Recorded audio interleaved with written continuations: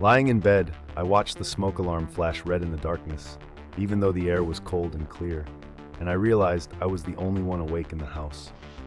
The silence pressed in, broken only by that silent, pulsing light overhead, and I tried to remember if I had ever seen it blink like that before. I listened for the familiar chirp or warning, but it never came, just the steady, rhythmic flash, relentless and unblinking.